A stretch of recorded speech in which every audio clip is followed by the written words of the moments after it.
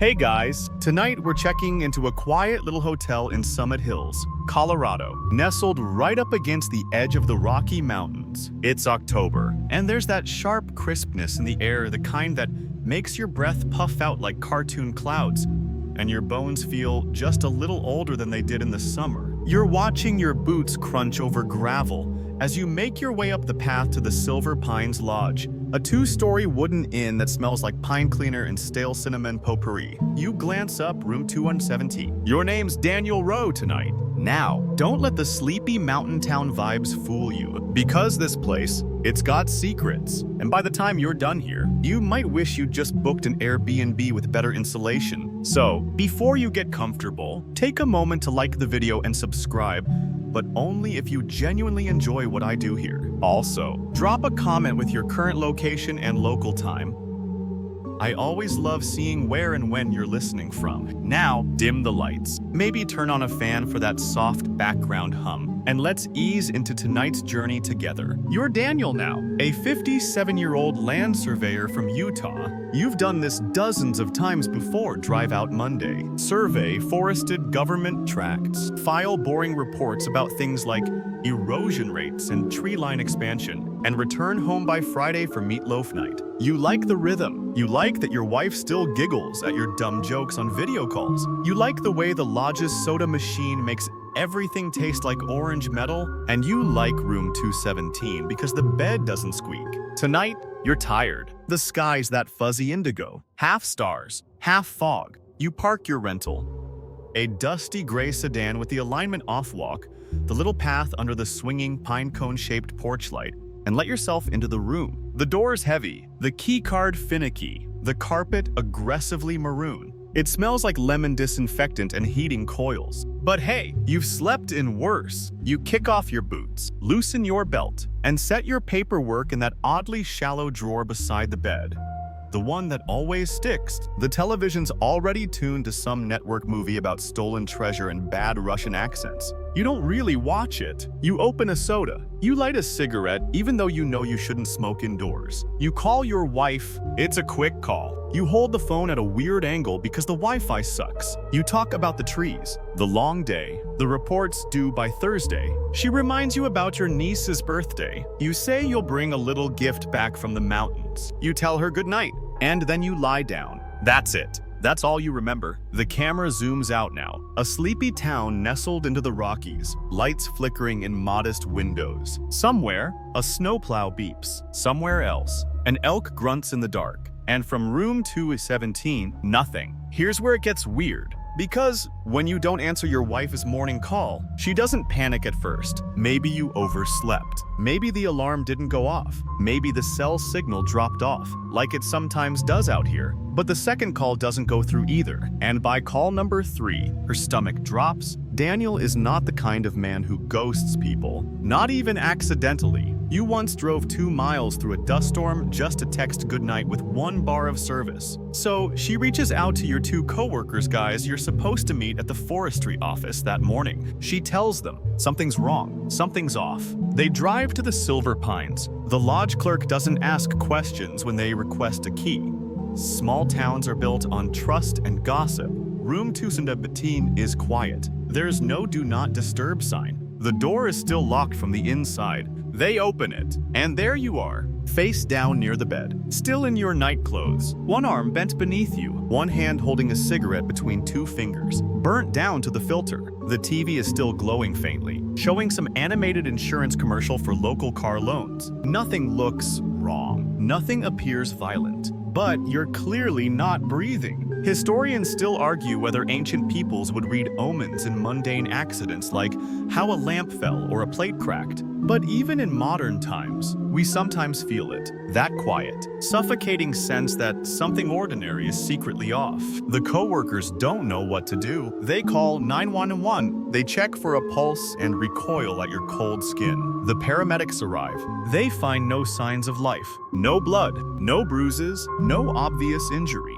The police are called next. The scene is documented, photographed, and cordoned off. But after a couple of hours, there's only one conclusion people can whisper with confidence. Natural causes. That makes sense, right? You were almost 60. You had a sedentary job. Maybe it was your heart. Maybe your organs just gave out. Maybe it was something congenital and silent. Except it wasn't. Not even close. And remember, this isn't ancient Rome, where you might die from a splinter and no one would ask why. This is 2012. And this is a puzzle box. The coroner arrives later that evening. The body is transported to Denver. The paperwork is filled out. You are just another quiet man who died alone in a quiet hotel. But that cigarette, still in your fingers, still burning when someone found you. That's when a few things stop lining up. Let's pause for a moment. Did you know that in 18th century Germany, hotel rooms were sometimes blessed with salt before guests arrived, as a protection against wandering spirits? Kind of makes you wish someone had tried that here. Because something unseen passed through room 217 that night, and it didn't leave a trace. You're still in room 217, only now you're not Daniel anymore. You're the one left behind. The wife clutching a phone like it's a lifeline. The colleagues blinking too fast in the hallway, or maybe you're the detective, flipping through notes and frowning at the lack of narrative logic. No broken glass, no missing items, no forced entry. Just a man, a bed, a cigarette, and a silent television flickering like it's mourning him. They let your wife come see the room. She doesn't want to, but she needs to, and when she stands in the doorway, she notices something no one else has. The closet door is slightly open, but Daniel hated open doors. He even closed the shower curtain after using it. The soda can on the side table is unopened. He always sipped soda during movies, and his phone is on the bed. Not charging Daniel was religious about charging things, little things, personal things, things that don't scream crime, but quietly mutter, "This isn't right." The medical examiner is thorough, at least by small-town standards. The initial exam is unremarkable, no wounds, no contusions, no needle marks, no abrasions. The body is cold, but otherwise unblemished, like a wax figure in a business casual sleep pose. He notes a faint purple-gray hue around the fingertips and a slight fluid buildup in the torso area, but nothing to raise alarm bells yet. So, tentatively, he ticks pending natural causes on the chart. It's not until the full autopsy the next morning that things go full Hitchcock. Under the rib cage, carnage, cracked ribs, collapsed lung, liver ruptured like it's been through a car crash, the stomach wall torn, bladder bruised. It's the kind of internal trauma you see in fall victims or boxers, but the external skin, flawless, untouched, not a scratch or discoloration. If this were a horror movie, this is when the unsettling music would swell. But this isn't fiction. This is real. The doctors stare at the open chest cavity and quietly ask, what the hell did this to him? You don't want to believe it's murder, because if it is, then someone found a way to kill a man without touching him. And that is not something anyone wants to believe can happen in a town with 2 traffic lights and a deer mural on the diner's wall. Historians still argue whether early forensics began with 13th century Chinese coroners or Roman battlefield physicians. But one thing's for sure, humans have always been bad at explaining the inexplicable. Just ask the monks who once accused a cow of murder in 14th century France. Long story. It involved a rogue bell and some unfortunate timing. Back to the body. Toxicology comes up clean. No alcohol, no narcotics, no sedatives, no digitalis, no cyanide. Not even too much caffeine. His lungs are fine. His blood pressure, though slightly elevated, was within aging man norms. This isn't poison. This isn't overdose. This isn't even negligence. This is impact. And there's no sign of where it came from. You're sitting in the police station now, watching them spin theories like clumsy spiders. Some think maybe Daniel fell on something, though the bed is soft and the floor carpeted. Others suggest he might have collapsed onto the side table and bounced off, though that table is untouched. Soda can still upright. One younger officer nervously wonders if maybe he was crushed by something spectral. He gets a lot of side eyes, and you start to wonder if the hotel has a past. That's how these stories go, right? Well, Silver Pines Lodge doesn't have any reported hauntings. No murders, no suicides, unless you count the time a moose crashed through the lobby window in 1994, but that was more comical than tragic. Still, there's something about room 217 that sticks with people. You learn the room has only been booked 14 times in the past year. People tend to avoid it without knowing why. One woman requested to be moved at midnight after hearing something breathing behind the wall. Another said the lights kept dimming even when the power was steady. A lot of things in this story start quiet like that. For now, the police release the body. The funeral is held in Utah. Daniel's co-workers are pallbearers. His wife cries quietly through the entire service, but never asks why, only how. And back in Colorado, room 217 is scrubbed clean, the carpet shampooed, the walls painted, the mini fridge restocked with tiny cans of ginger ale and sparkling water. No one wants to stay in there, but people do because it's cheap and the view is decent. And for almost 3 weeks, nothing happens. Then a traveling nurse checks in and checks out the same night, swearing she heard a loud pop from the wall, followed by a thump like someone falling. No one else hears it. The front desk shrugs. Maybe it was the pipes. Spoiler, it wasn't the pipes. Quirky fact break. Did you know the term motel didn't exist before 1925? It's a hybrid of motor and hotel. Coined during the rise of car travel, people needed roadside lodging with parking, essentially a bed with a driveway. But the Silver Pines, it's more of an old-school lodge. No flashy neon, just a wooden sign with a flickering light bulb. That light bulb might be the most honest thing here. The town of Summit Hills goes quiet again. October turns into November. The snow begins to stick. And somewhere in a drawer, Daniel's file starts to gather dust. But the wife doesn't stop. She can't. She calls, she writes, she hires someone, and that's where things start moving again. It starts with a Tuesday morning email from a Utah address short, polite, heartbreakingly precise. Daniel's wife, Elise, has sent it to every private investigator within 200 miles of Summit Hills. She doesn't accuse, she doesn't speculate. She just says, "My husband died in room 217 at the Silver Pines Lodge.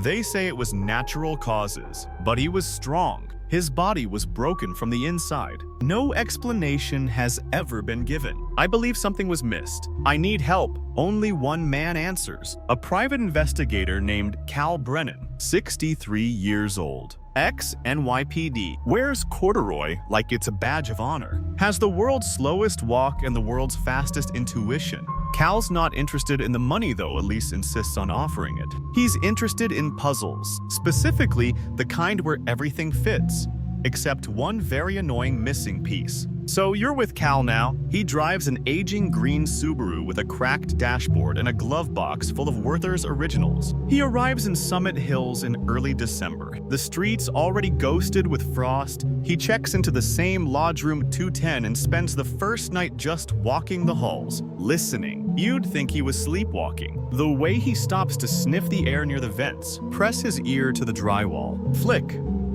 The hallway light switches. By breakfast, he has a theory. Someone in this hotel is lying. The thing about old buildings, they don't lie well. The paint peels where it was hastily applied. The screws don't sit flush where they were replaced. Even sound travels funny through patchwork drywall. And room 217, it sounds muffled. Cal takes a look at the crime scene photos. He asks to speak with the original officers, who reluctantly admit that it all just seemed normal. When asked about the internal injuries, one detective sighs and says, "We figured maybe he collapsed onto the table or the floor, a freak accident." But Cal isn't buying it. See, back in the 80s, Cal worked a case where a man was shot through a ceiling while sleeping in a basement by a neighbor cleaning his gun upstairs. It didn't look like a gunshot. The bullet didn't even exit, and that stuck with Cal. Not all bullet wounds bleed, especially if the bullet never leaves. So he asks to inspect the room, not the new paint, not the cleaned carpet, the structure, the walls, the studs, the angles. And that's when he finds it. Behind the door frame, low on the left wall just beneath the level of the nightstand, there's a faint circular indentation, maybe an inch wide. It's been filled with something spackled over and dabbed with a layer of toothpaste. Not paint, toothpaste. Minty fresh and suspiciously amateur. He touches it. The surface gives just slightly under pressure. Cal doesn't smile often, but right now, he's practically beaming. Because here's the thing, you don't fill a dent with toothpaste unless you're hiding something fast. Historians still argue whether Napoleon died of stomach cancer or slow arsenic poisoning. Either way, the lesson is, never trust what history first reports, and never trust a patched-up hole in a locked room with a corpse in it. Cal moves next door, room 218. It's empty now, used mostly for linen storage. The lock still works. He opens the door and counts his steps. 13 feet to the shared wall. He stands where a bed once was, low to the ground, facing west, perfect for TV watching. Same as Daniel. He checks the same wall and finds another dent. Same shape, same height, same toothpaste job. Now things start to line up. The layout, the trajectory, the timing. Cal pulls out a notepad and sketches the rooms from memory. If someone in room 218 discharged a firearm, the bullet could easily pass through the thin drywall and strike someone reclining in room 217, especially if they were lying on their side, relaxed, unaware. You don't have to be an assassin, you just have to be drunk, stupid, and holding a 9mm. Quirky trivia break. In medieval England, innkeepers were legally responsible for anything that happened to guests inside their walls, including duels, thefts, and, yes, accidental weapon discharges. It didn't matter if the crime was internal or cross-room. If it happened on your watch, your purse took the hit. But Silver Pines? No such law. Just bad luck. Cal requests ballistic analysis. It takes time. They extract a small sliver from Daniel's rib during a follow-up forensic autopsy. An operation that only happens thanks to Elise's insistence and Cal's persistence. It's a bullet, deeply lodged, mushroomed on impact. A classic hollow point. That's when the case blows open. You're a local officer now, pulling files, looking up past guests, reviewing key card logs. And there it is. Room 218 was occupied by 2 contractors from Nebraska the night of Daniel's death. One of them, Aaron Wells, 39, likes cheap beer, dirty jokes, and pretending he knows more about drywall than he does. Cal finds him through Facebook, a tagged photo from a construction site, smiling, holding a beer, in a hotel parking lot with Silver Pines in the background. It's not enough for an arrest, but it's enough for a visit. So Cal knocks. Aaron opens the door, sees the badge-style wallet, and flinches just enough to be interesting. Ever stay in Summit Hills? Cal asks. Aaron shrugs. Once, maybe, for work. Ever stay in room 218? Now the color drains. That's when you know the joke stopped being funny a long time ago. You're in the interrogation room now, except it's not technically an interrogation, at least not yet. Just a casual conversation in the back of a police station. The kind with vending machines that don't work and chairs that feel too slippery for comfort. Across the table, Aaron Wells is cracking his knuckles like it's a sport, avoiding eye contact with Cal Brennan, who is flipping through a small notebook like it holds every answer in the world. Aaron is nervous, not sweating, exactly, but blinking too often, and he talks too much for someone with nothing to hide. Yeah, we were there, he says. Me and Rick. Contract gig, something with highway grading. Stayed a few nights. Didn't even like the place. The heater clanked all night. Did you have any weapons with you? Cal asks, casually. Aaron smirks. I mean, yeah, we were on the road a lot. Kept a pistol, just for safety. Cal doesn't nod, doesn't blink. Just quietly scribbles something in his notebook. Ever fired inside the room? There it is. The half-second pause. The clench of a jaw muscle. Aaron laughs, but it's dry and brittle. No, he says. Course not. What do you think we are? Idiots. You're tempted to say yes. The funny part is, if they'd come clean that night, they might have gotten away with a lighter charge. But humans are weird about mistakes. We'll repaint a wall and pretend nothing ever happened, rather than deal with consequences. We'll toothpaste over a bullet hole, like we're plugging a cavity instead of covering a crime. And for months, that cover-up worked. Historians still argue whether the Library of Alexandria was destroyed by fire, war, or bureaucratic neglect, but in all cases, the damage came not from malice, but from a chain of people not quite knowing what they were doing. That's what this feels like now. A long, stupid accident stretched into tragedy by silence. Ballistics returns the results within a week. The bullet recovered from Daniel's rib matches the casing Aaron left behind in a different project site. Months later, same gun, same caliber, same barrel markings, and suddenly, the toothpaste is no longer metaphorical. The cops bring in Rick the coworker. Rick folds almost immediately. He says it was just a stupid joke. Aaron was pretending to be Clint Eastwood, waving the gun around like a prop. Rick said something dumb. Aaron laughed too hard, and bang, one shot. The moment the gun fired, everything changed. They panicked, waited. Nobody screamed, nobody knocked. So they assumed, miracle of miracles, no one got hurt. Aaron patched the wall with what they had, cheap spackle and minty toothpaste. They packed up, left. The next morning, end of story, until it wasn't. The official confession comes in October 2013, nearly a year after Daniel's death. Aaron's voice cracks halfway through reading it aloud. He doesn't ask for sympathy, just says he never thought it actually hit anyone. That if he'd known, but intent doesn't undo consequence. You're there when the town hears the news. People stop in front of the diner TV like it's a football game. Did you hear? The guy in room 217. It was a bullet. Gasps, heads shaking. One man mutters, "I always said that lodge was trouble." A woman says she stayed in room 216 once and heard whispers all night. Memory makes everything more dramatic after the fact. Aaron's charged with involuntary manslaughter and sentenced to 10 years. He pleads guilty. No trial, no spectacle, just a courtroom, a quiet judge, and a wife in the front row, crying, but not for Aaron. She's crying for Daniel. You start to wonder how many unsolved cases are really just this, a cascade of accidents followed by silence. Someone made a mistake. Someone else didn't ask questions. The moment passed, and the truth got buried under layers of toothpaste and plausible deniability.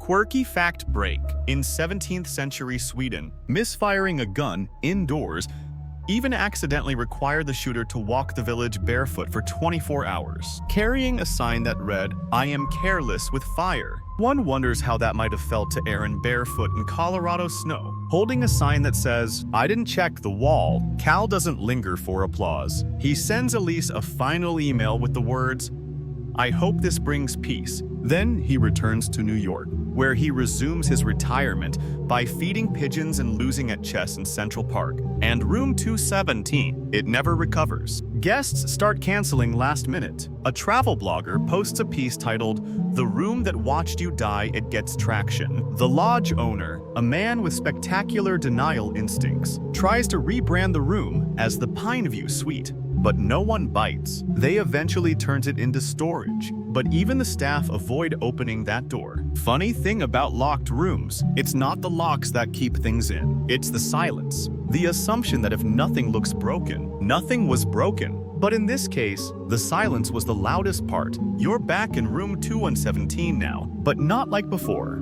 This time, you're standing at the threshold, as a curious traveler might, a little hesitant, a little unsure if this is the same room from the news. The one with that story, the one nobody wants to mention by name, but everyone seems to remember. The carpet has been replaced, the wall repainted 3 coats deep, as if layers of eggshell white could erase what happened here. The furniture's been rearranged. The nightstand is now on the other side of the bed. Like moving, it might redirect history, but it doesn't work. You feel it. The quiet dread, the kind that lives in places, not just people. The clerk downstairs still refers to it as room 217. The computer says storage use only, but that's a label, not a memory. And memories have longer shelf lives than they should. You pace the room like Cal Brennan once did. You tap on the wall, the one that used to back up to room 218. There's a dullness there, like something thick behind the drywall. The place where a bullet passed through 2 lives. One careless, one ending. You sit on the edge of the bed. Try to imagine Daniel here, soda unopened, cigarette still pinched between fingers. A man ready to go to sleep, but not ready to leave. You look at the door, still locked from the inside. You'd think that would be comforting, but it isn't. Locked room mysteries always feel like puzzles. In literature, we crave them. Edgar Allan Poe loved them. Agatha Christie practically lived on them. But in real life, they're different. In real life, they're messy. They don't come with neat red herrings or clever misdirects. They come with grief and long silences and police reports written at 2:14.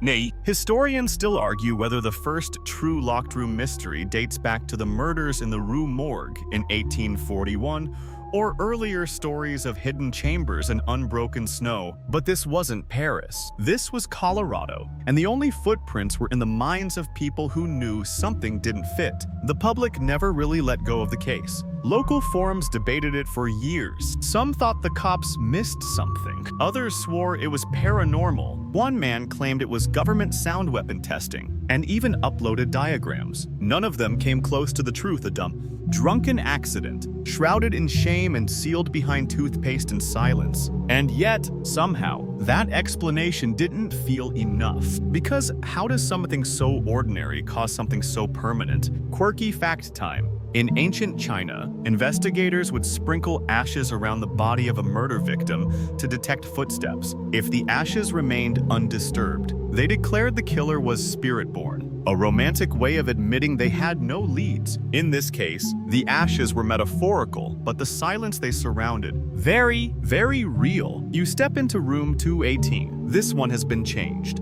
The bed's gone. The walls are now shelves filled with cleaning supplies and seasonal decorations. There's a crooked stack of folding chairs, a tangled bundle of extension cords. And in the far left corner, right where Aaron Wells once laughed too hard and pointed a loaded gun at the drywall, there's still a faint indentation, a circle, less than an inch, barely visible unless the light hits just right. You crouch, trace your fingertip over it. It's hard to believe this was the moment that started it all. A moment with no sound, no warning, just a bang, a gasp, and then a silence so deep that even the drywall didn't dare remember. They say when a tragedy happens somewhere, the place remembers, that it echoes. You start to believe it, because neither of these rooms feels empty. Not truly. One holds the ghost of carelessness, the other, the ghost of consequence. The lodge eventually puts up a plaque, small, brass, tucked behind a ficus in the hallway between rooms 216 and 218. It says, "In memory of Daniel Rowe. May silence never be mistaken for peace." It's tasteful, forgettable, if you aren't looking for it, but people do look. And they do remember. And every now and then, a traveler will knock on the front desk and ask, "Is this the place where that man died?" The clerk will smile politely, say, "We're under new management now. Offer them room 211 instead." Because locked room mysteries might be rare, but the unease they leave behind, that sticks. You wonder what became of Aaron Wells. He's still in prison. Last anyone checked, keeps to himself, works in the library, reads a lot. Some say he still writes letters to Rick, the coworker who ratted him out. Others say he writes them to Daniel's wife. Most say he writes to no one. He never denied what happened, but he never truly explained it either. Not the laughter, not the moment the joke went wrong, not the hours that passed afterward, with the TV glowing in the room next door and a man bleeding internally behind a locked door. Because how do you explain not knowing you killed someone? You walk out of the room, down the hall, back into the cold, and you realize it was never about the lock. It was about the assumption that if a door is closed, nothing could be wrong on the other side. You're in the sheriff's office now, not back in 2012, but months after Aaron's confession, when the case is technically closed but no one feels settled. There's paperwork, sure, a file thick with incident reports, toxicology summaries, and a statement from Aaron that still feels like it was dictated with his teeth clenched. But the air in the station is still tense, like they're waiting for a second shoe to drop, or a second bullet. Sheriff Marla Denton sits with her elbows on the desk, palms pressed against her temples. She's been in Summit Hills law enforcement since the late 90s, says she's never seen a case like it. "We looked at that room over and over," she says. "Didn't see the wall damage. Didn't even think about a bullet." You don't expect gunfire through a lodge wall in this town. You expect raccoons, maybe a fist fight over a poker game. It's a fair point. Because even now, you're struggling to believe it. A man lying down, mid-sentence in a movie, with a soda unopened, struck by a single, random bullet through a wall, with no external signs of trauma, and nobody heard a thing. No witnesses, no screaming, no second shot. That's the part people forget. Guns are loud, but not always, especially in places with thick insulation, closed doors, and mountain air, and especially if you're not listening for them. Historians still argue whether the famed shot heard Round the World at Lexington and Concord was a warning shot, an accident, or deliberate. But its power wasn't in the volume, it was in what it started. Same here. One round, from one cheap 9mm, and suddenly the town's whole idea of safe collapses like a wet paper cup. You're back at the lodge. This time, you're shadowing the maintenance guy, Curtis, who's worked at Silver Pines for over a decade. He walks you through the place like it's his own lopsided kingdom, knows which pipes knock, which thermostats lie, and which windows stick just enough to annoy guests. He pauses near room 218. "You want to see something weird?" he says. "Of course you do." He leads you behind the building, down a narrow gravel slope past the dumpsters and old AC units. There's a spot behind the wall shared by 217 and 218 where, long ago, the lodge's original owner added insulation using old corkboard and packing foam. It's slapdash, improvised, and totally inadequate for stopping anything stronger than a sneeze. "I always thought that part of the building was cursed," Curtis says, only half joking. Leaks, mold, weird noises. One time, a guest swore they heard whispering in the pipes, said it sounded like it was in Latin. You both chuckle, but it lands sideways, because, honestly, you kind of believe him. Quirky fact break. In the Victorian era, many hotels were designed with listening holes. Tiny vents that allowed staff to overhear guest complaints and adjust service accordingly. It was like analog customer surveillance. In Summit Hills, the only thing you'd hear through these walls now is silence. And what about Elise Daniels' wife? She never remarried. Moved out of Utah a few years later. Volunteers at a hospice now. Says it helps to be around endings that make sense. She's spoken publicly exactly once on a podcast that specializes in crimes that shouldn't have happened. Her voice is calm, unshaken. "I don't want vengeance," she says. "I just wanted to know what happened in that room." The host tries to press, asks if she forgives Aaron. There's a long pause. "I forgive what he did, eventually," she says, "but not what he didn't do. He didn't call, he didn't knock, he didn't check." She lets that hang. I think that's the real murder. You can't argue with her, because the bullet was an accident. But the silence, that was a decision. The town of Summit Hills eventually does something rare for small towns. They learn a mandatory safety ordinance is introduced. Hotel walls must be reinforced. Firearms must be declared at check-in. Local officers get new training modules in forensic awareness. And the sheriff's office now has a checklist called the Room 217 Protocol. It includes inspect shared walls for penetration damage, verify digital locks and entry logs, re-examine trauma cases without visible wounds, always follow the toothpaste. They're not joking about that last part. Room 217 stays closed. Not officially, any guest can request it. But when you get your key, the front desk says, "Would you prefer a different room?" And most people take the offer, because something about that number just feels wrong. Every so often, a new guest finds the story online, posts a TikTok from the hallway. "Hey guys, I'm staying in the haunted murder room tonight.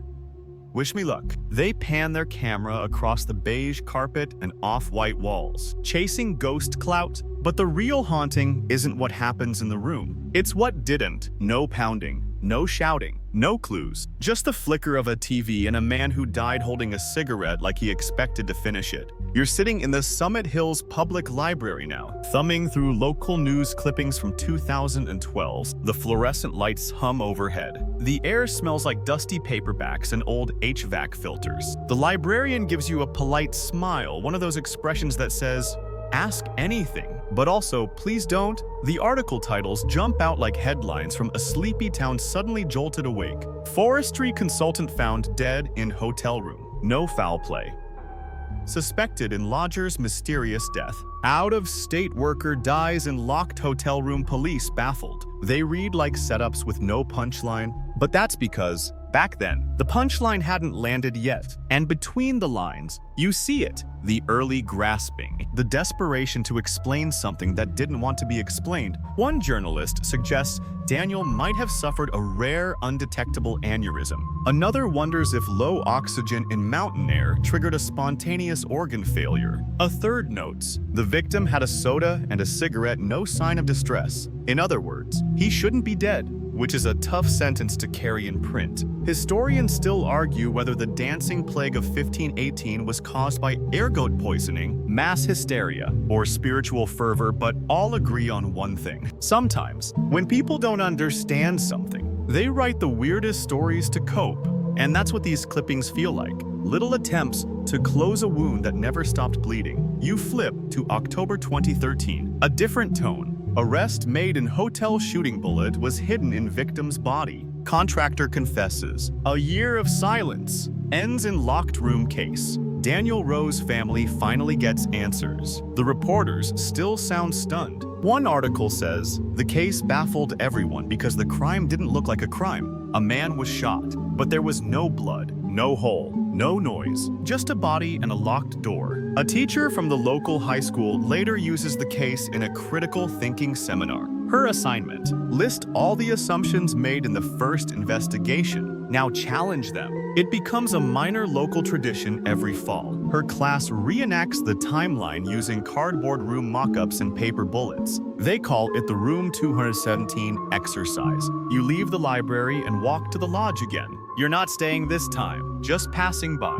But something pulls you toward the parking lot. Maybe it's curiosity. Maybe it's the unfinished feeling of the whole story. Maybe it's just that you want to see it once more. The door, the window, the exact mundane geometry of an impossible death. You walk around the building, stand between rooms 217 and 218. A staff member is out back, smoking, young, new. They don't know who you are or why you're lingering, but they nod politely. Then they gesture toward the wall with the cigarette. You know, they say. They say that part of the building's got bad karma. You ask if they believe that. They shrug, not really. But I've never seen a guest stay in 217 longer than a night. They flick their cigarette. Weirdest part, that wall, someone once tried to paint it over from the outside. Like it would help. You both laugh quietly. Because that's the thing about tragedy, it's never in the big moments. Not really. It's in the cleanup. The overpainting, the quick fixes, the tiny acts of denial that slowly become history. Quirky break. In the 1920s, a New York hotel offered soundproof prayer closets to spiritual guests concerned about eavesdropping. The irony. They weren't soundproof. Guests just felt better thinking they were. Sometimes, it's not the room, it's the belief that makes it safe. You walk away from the building now, slowly. The air is crisp. Clouds are low. A few kids ride bikes near the general store, unaware that they're growing up in a town with a strange kind of notoriety. Summit Hills, the place where a man died through a wall and no one noticed. A local coffee shop sells a drink called the Locked Room Latte. It's vanilla with cinnamon and a drop of ghost pepper syrup, just enough heat to unsettle you. They lean into the lore now. The staff wear t-shirts that say, "We don't serve bullets, just espresso." You step inside to try one. It's good, strange, spicy on the back end, but you can't help glancing at the door every time it creaks. Because you know better than most that not all threats walk in through the front. Some of them come sideways, through plasterboard, through a shared wall, through a stupid, careless joke. And still, to this day, you wonder how many more like it. How many other stories are still hidden in rooms that look completely normal? Not everything unexplained is paranormal. Some of it is just unnoticed, and that might be even scarier. You're watching a snowplow now. Its blinking yellow light crawling past the Silver Pines Lodge like a sleepy firefly. It's late January. Summit Hills looks like a postcard, puffy roofs, glittering icicles, and the kind of silence that only happens in mountain towns after a storm. But silence means something different to you now, doesn't it? You lean against a street lamp, staring up at room 217. The light's off. It's always off. No one books it anymore. Oh, sure, they can.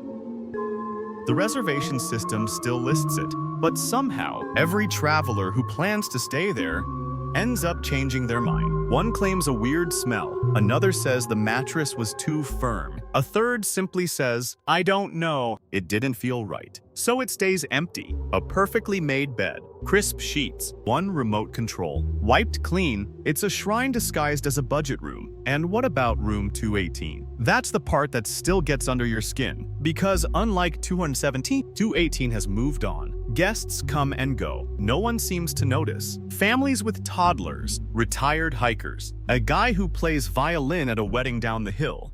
and ends up practicing scales against the exact same wall where Daniel's life ended. The drywall doesn't remember, but you do. Historians still argue whether trauma imprints on physical space, whether the coldness people feel in haunted rooms is just drafty construction or lingering psychic residue. But even the skeptics agree, humans imprint on places, not the other way around. We carry memory like wallpaper, layered, torn, and never quite painted over. Take Elise. For instance, she hasn't been back to Colorado since 2013, but she still sends flowers on October 28th. Every year, she doesn't address them to the lodge, just a local florist with instructions. Deliver to room 217. Leave on the bed. Do not knock. The staff knows the routine now. A different teenager does it each year, usually with earbuds in, rushing back down the hall like something might follow them out. One left a note on the pillow last year that simply read, "He mattered."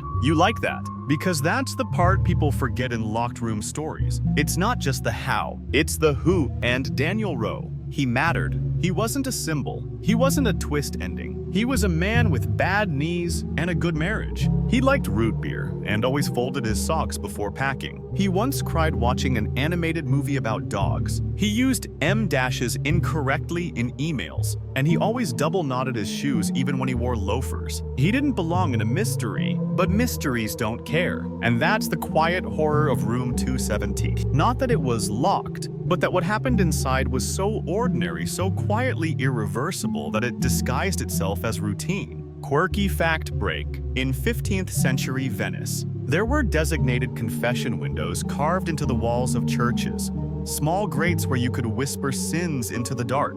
Historians think it helped relieve guilt without fear of judgment. You wonder now if walls still listen, if room 218 remembers the joke, if room 217 remembers the echo. A few weeks after Aaron's sentencing, Cal Brennan returns to Summit Hills one last time. No fanfare, no press. He checks into room 214 this time, says the mattress is too lumpy, but the quiet is decent. He walks the halls again, retraces his steps, visits the spot where he first found the toothpaste smear. He doesn't take notes, just stands there, arms crossed, like he's trying to memorize the air. He tells the lodge manager, "This place isn't cursed, it's just careless." Then he leaves. Back in New York, he writes one final entry in his personal case log. The perfect locked room murder didn't need ghosts or genius. It just needed two fools, a shared wall, and a town too polite to ask questions. He closes the folder, pours a whiskey, watches pigeons on the fire escape.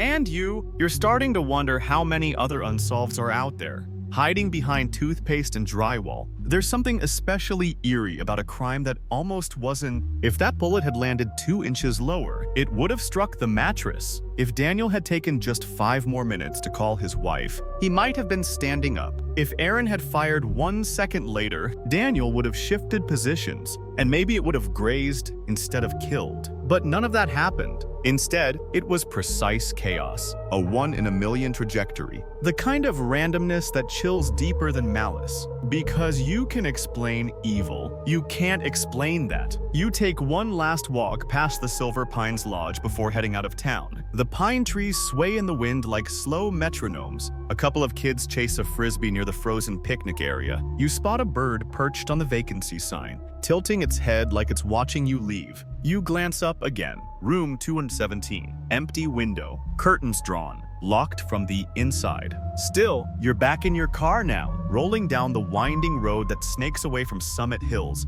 The snow has started to melt, revealing the muddied edges of winter's retreat patches of gravel, tufts of stiff grass, and the occasional beer can.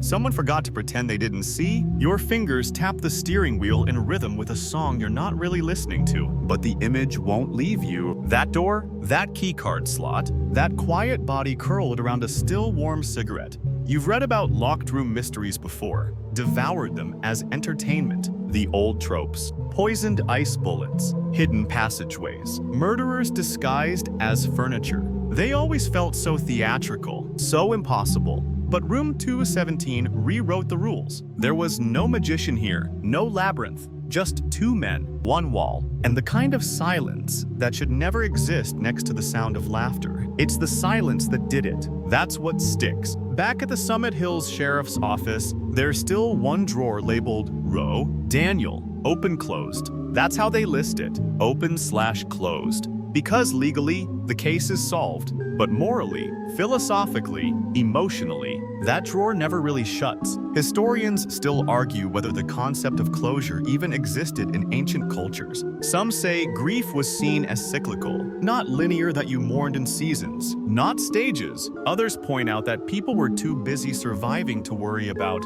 whether their feelings had resolved. You begin to suspect they were onto something. Because you're not over it. Elise isn't over it. Curtis from maintenance still won't walk past room 217 without muttering under his breath. Even Cal Brennan, grizzled and rational, kept a fragment of drywall from the room, stored in a manila envelope marked "noise that never happened." You turn on the windshield wipers. Snowflakes thwip against the glass. Maybe you're being sentimental, but it feels like the road doesn't want to let you go. Every curve leans back toward the lodge. Every tree shadow looks like a silhouette. Every time the radio cuts out, you half expect to hear that TV in room 217 humming again, the ghost of static and someone else's movie playing in the background of your thoughts. But you keep driving. Eventually, the town disappears behind a ridge, and still, you can't stop thinking about the how. Let's break it down one more time.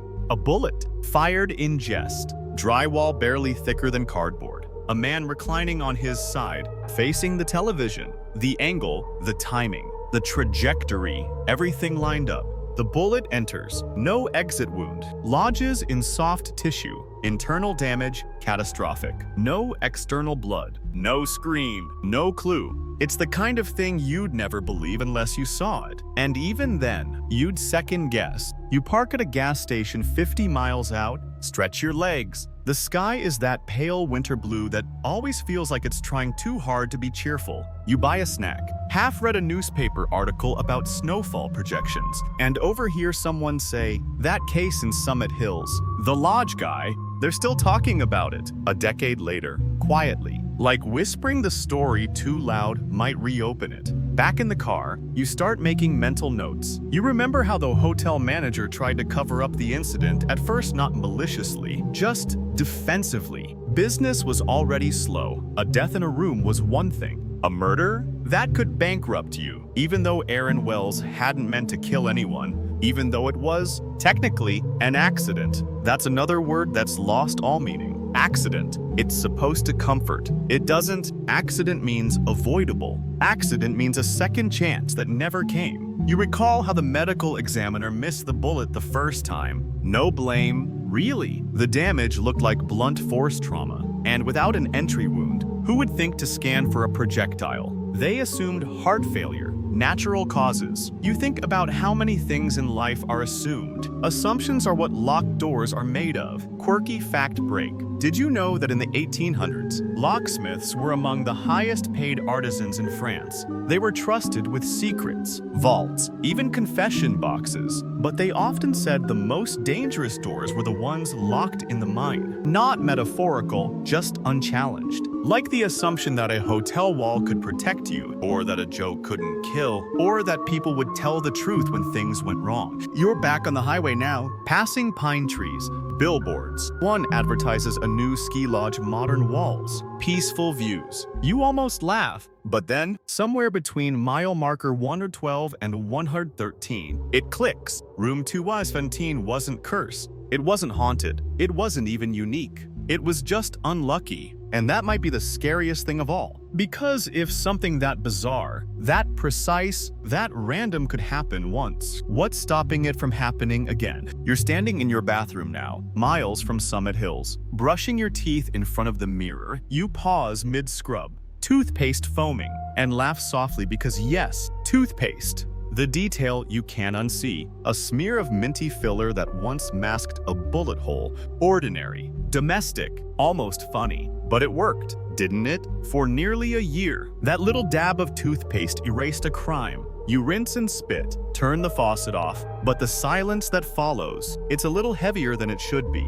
Maybe it's the memory of the story, clinging like condensation to your thoughts. Or maybe deep down, you've started noticing how fragile everything really is. Walls, routines, people. You never thought about drywall this much before, and yet here you are, eyeing the distance between your bathroom wall and your neighbor's. 2 inches. That's all it took in Summit Hills. 2 inches between a joke and a tragedy. You lie in bed that night, scrolling through your phone, reading late-night Reddit theories about the Roe case. Some posts are reasonable, referencing ballistics, line-of-sight diagrams, crime scene speculation. Others veer off fast. The government covered it up. It was an energy weapon. There's no way a bullet could have done that without sound. But you know better now, because silence is deceiving. The posts include stills from local news footage. One grainy image shows the lodge sign in the snow. Another shows a diagram someone made with PowerPoint arrows pointing from room 218 to Daniel's torso, like a tragic geometry lesson. You don't comment,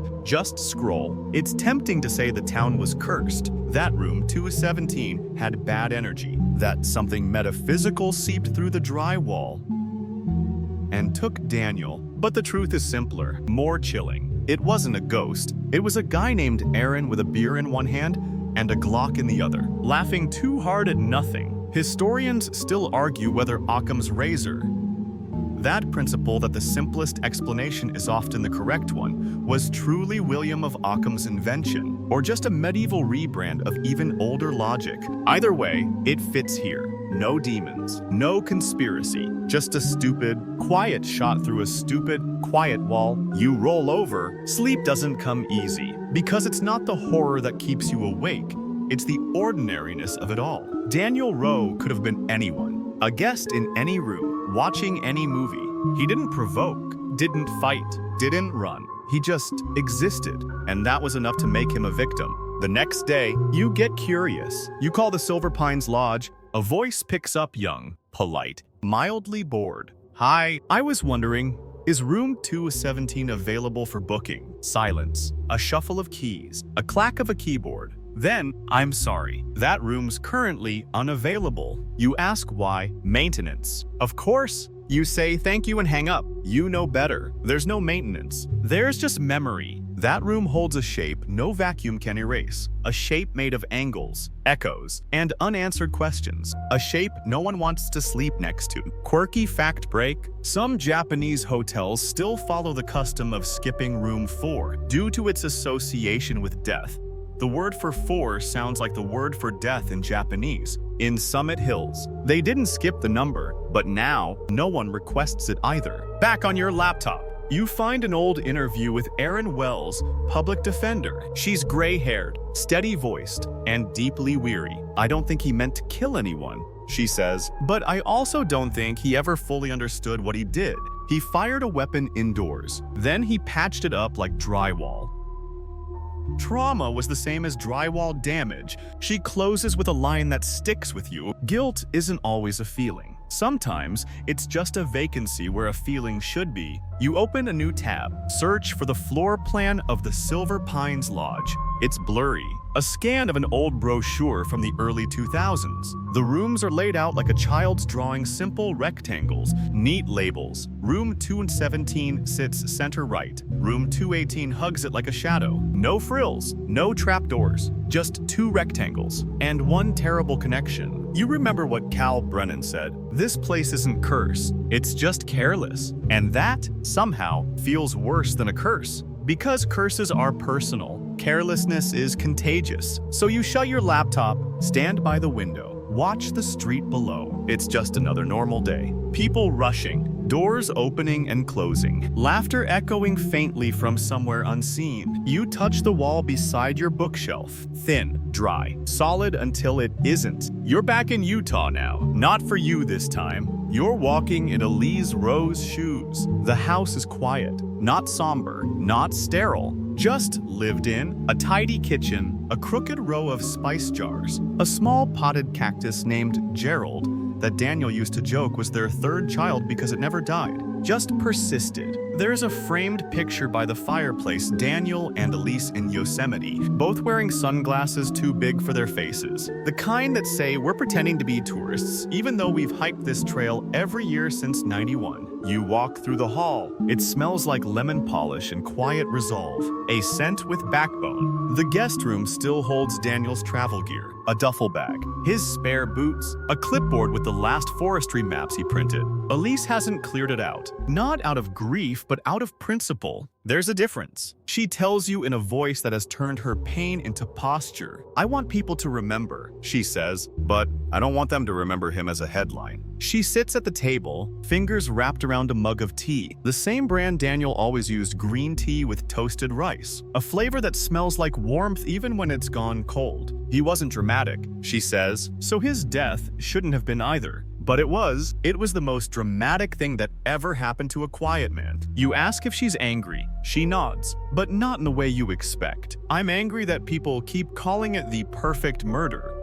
she says, as if perfection has anything to do with being hit by a stray bullet while watching a movie. She pauses. It wasn't perfect. It was pathetic. She looks up at you, and that's worse. Historians still argue whether the ancient Romans truly believed in fatum, a kind of predestined fate, or simply used the concept to cope with things they couldn't understand. You start to wonder whether Elise believes in fate, or whether she's choosing not to. On principle, she shows you the letters, dozens of them. Condolence cards, some from friends, some from strangers who read about the case, some just from people who once stayed at the Silver Pines and can't stop thinking about it. One says, I sat on that same bed 2 years ago, ate Chinese takeout and watched a cooking show. I can't stop picturing him there instead of me. Another, I used to work drywall. I never thought how thin it really is until I read your husband's story. And one more, from a woman in Nebraska. My brother once shot a BB gun through our shed wall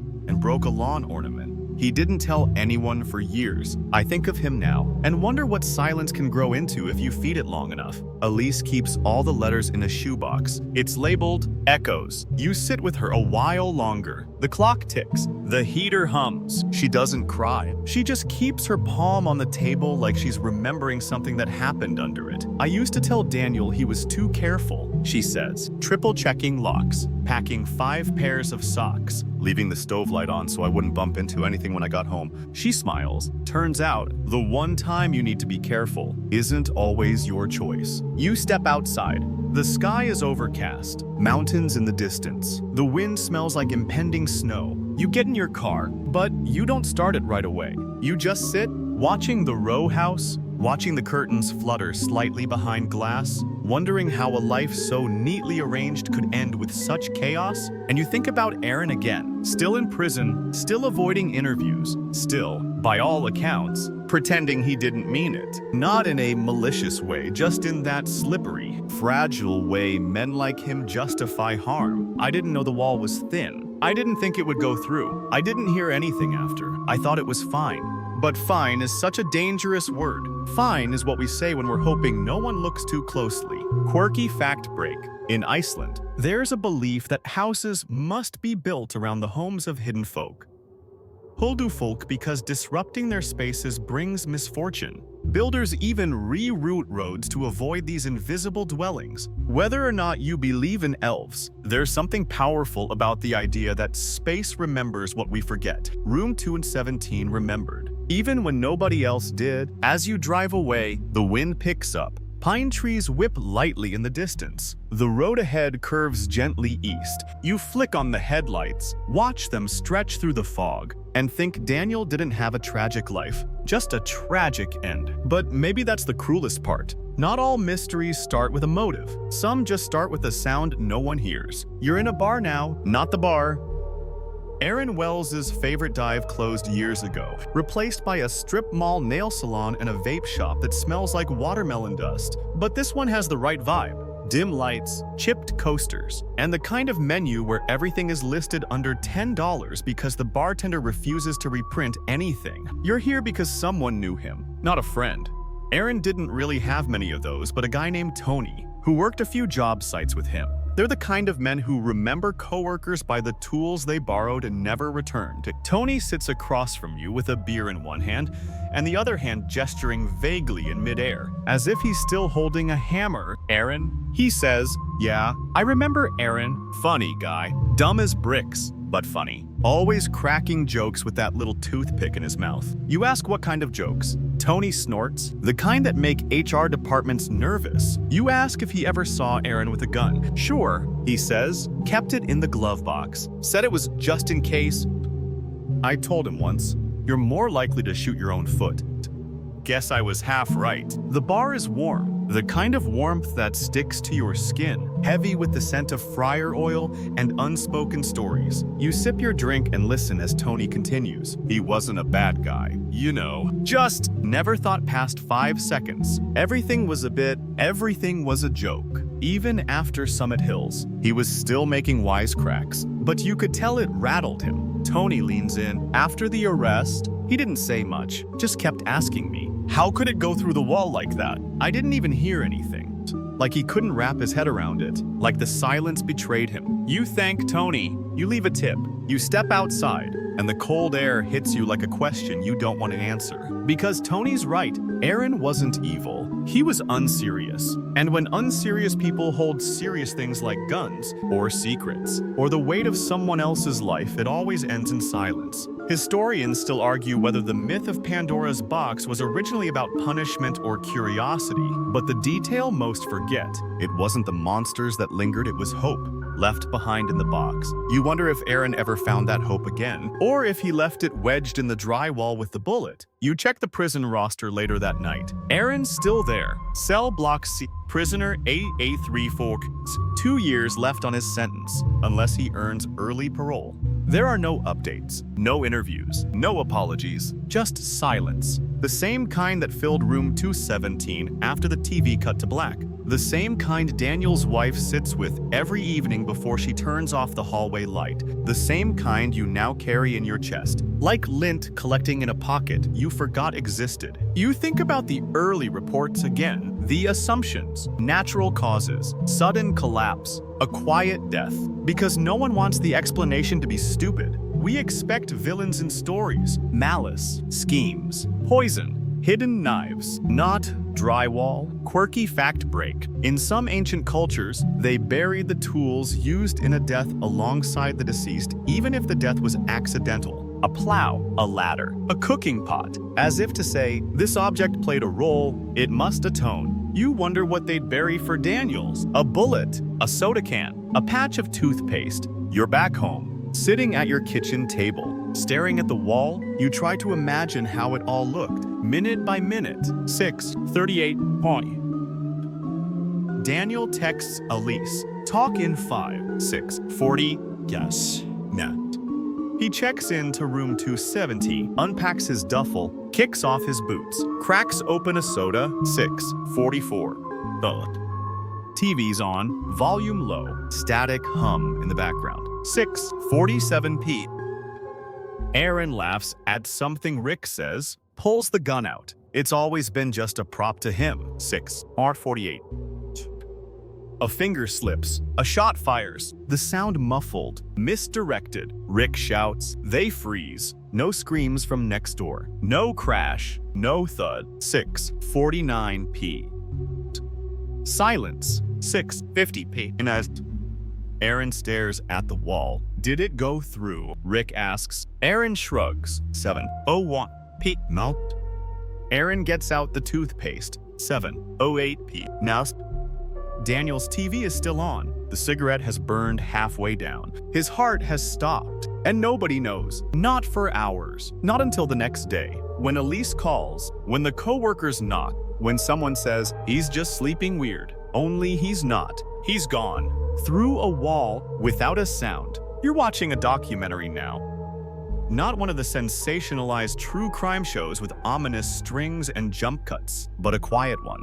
Minimal music. Just a narrator with a calm voice and still shots of pine trees, faded photographs, and the snowy roof of the Silver Pines Lodge. The title, The Bullet in the Wall. It aired once on a regional public access channel. Then it made its way online. It's not famous. It doesn't trend. But people still watch. People who are curious. People who stayed in room 217 before they knew. People who lived in Summit Hills. People who've heard something through a wall and wondered if they should have listened harder. The camera pans across a diagram of the two rooms. A dotted red line connects the muzzle of the 9mm to the center of Daniel's chest. No flair, no exaggeration, just geometry. It's chilling in its simplicity. The narrator says, "The most compelling thing about Daniel Rowe's death is not that it was random, but that it required nothing more than one careless moment. You pause it, because you know that already. You lived it. You were Daniel. You were Elise. You were the officer, the guest, the drywall, the silence. You press play. The next scene shows the bullet, what's left of it. Recovered from Daniel's rib, mushroomed. Dented, it looks harmless now, like something you'd find in a junk drawer. But there it is, the entire story, curled into half an inch of metal. Historians still argue whether relics carry energy, or if that's just us projecting. But when you see that bullet, it feels like it remembers, like it knows. Later in the documentary, there's a brief interview with Rick, the coworker who was there that night with Aaron. He's older now, gray at the temples. He speaks slowly, but his hands fidget under the table. I told him to stop waving it around. Rick says, I told him, but he laughed, and I laughed too. And then it happened. He doesn't cry. He just lowers his voice. You ever hear something so loud it felt quiet? You nod.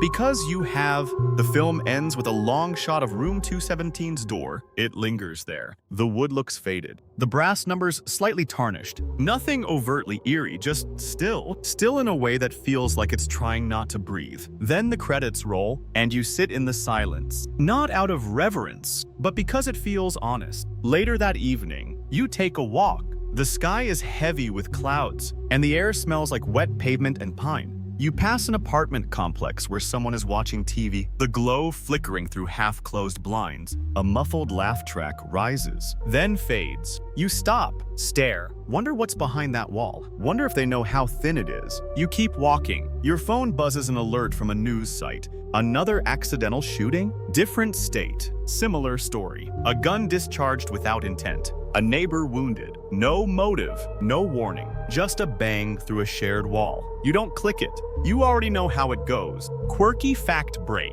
In ancient Japan, there were whispering rooms built inside certain temples, designed with acoustics so sensitive that one person could whisper in a corner, and it would be heard perfectly across the room. They called it the breath of spirits. You wonder now if room 217 had its own whisper. Not spiritual, just structural. Something told someone something that night. No one listened. You get home, sit at your desk, open a blank document. You type. The bullet passed through the wall, and nobody knew until it was too late. Then you stare at the blinking cursor. Because what else is there to say? Daniel Rowe was 57. He loved his wife. He packed extra socks. He died watching a movie, holding a cigarette. That should have been all. But a bullet doesn't ask permission, and a wall doesn't stop to wonder what's on the other side. So maybe you do believe in hauntings now. Not ghosts, not shadows, just the kind of memories that build up in a place until the air feels heavier than it should. And maybe room 217 isn't cursed. Maybe it's just full of everything no one said, of every second that passed between a joke and a death, of toothpaste, and drywall, and one man who never got to finish his soda. You're back at the Silver Pines Lodge. Not in person, at least. Not yet. But in your dreams now, the kind that start out ordinary, like walking down a hallway, only to realize all the doors are numbered 220. You try to leave, but the exit signs keep pointing you back to the same maroon carpet, the same faint scent of lemon cleaner and melted plastic from an overworked mini fridge. The dream never ends violently. It doesn't need to. It just leaves you with that eerie sense that something important happened. And no one ever noticed. You wake up with your jaw clenched. You check the wall behind your bed, still intact, still silent. But you're listening differently now. During breakfast, you leave the newsy. Another story. A woman in Ohio hit by a stray bullet while lying on her couch. It came from a neighbor's apartment. He was cleaning his gun. You don't need to hear the rest. You already know it. You wonder if he patched the hole. You check Reddit. Later that day, someone's posted a photo of the Silver Pines Lodge. It's been repainted, fresh shutters, a new logo. They've even rebranded the infamous unit. Room 217 is now Suite D. A comment underneath says, "I stayed there last weekend. Creepy vibe, but decent pillows." Another says, you can still see the dent if you press against the baseboard with your phone flashlight. There it is again. That little detail, the mark that won't quite leave. You imagine someone sitting in that room, sipping their coffee, reading that thread, and not knowing what happened in the exact spot their chair is resting. Because that's how it works. Rooms forget faster than people do. Or maybe they just pretend better. Historians still argue whether the ancient Egyptians truly believed in Kai, the part of the soul that stayed behind, lingering in spaces the deceased once inhabited. Temples, homes, burial chambers. Some say it was symbolic. Others believe it was literal, but you're starting to think it was a warning. Sometimes, something stays, not a soul, maybe just the weight of a thing that never got named out loud. You call the lodge again. This time, you don't ask for room 217. You ask if there's anything they'd like to say about the incident, purely hypothetical. Research. You say, writing a piece.